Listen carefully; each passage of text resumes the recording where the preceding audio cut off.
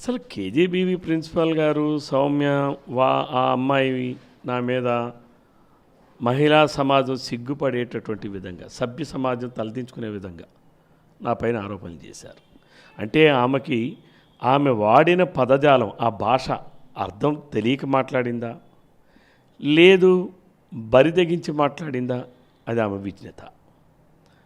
ఆమె మాట్లాడిన మాటల్లో నేను శారీరకంగా హింస పెట్టానని మాట్లాడారు.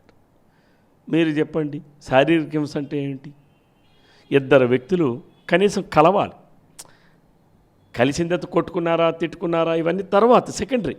అసలు ఇద్దరు కలయిక అనేది జరగాలి కదా. ఎప్పుడు నేను కలిశాను వారిని, ఎక్కడ కలిశాను వారిని, ఏ రూపంలో కలిశానో చెప్పమనండి, ఆధారాలు ఏమంటే చూపించమనండి. అది నిరాధారమైన ఆరోపణ. ఇకపోతే రెండవది, మానసికంగా నన్ను వేధించారు. అసలు ఏ రోజు ఎప్పుడు నేను ఆమెతో మాట్లాడాను? ఆమెతో ఏ రోజు నేను మాట్లాడలేదే, ఒంటరిగా ఎప్పుడు ఆమెతో మాట్లాడలేదే. నేను ఎప్పుడు ఆమెకి అసలు ఫోన్ కూడా చేయలేదే. అడ్మిషన్స్కి సంబంధించి ఆమెకి అసలు నేను ఫోన్ కూడా చేయలేదే, ఏ రోజు చేయలేదే. నేను చేశానంటే కాల్ రికార్డ్స్ ఉంటాయి కదా, చూపించమనండి.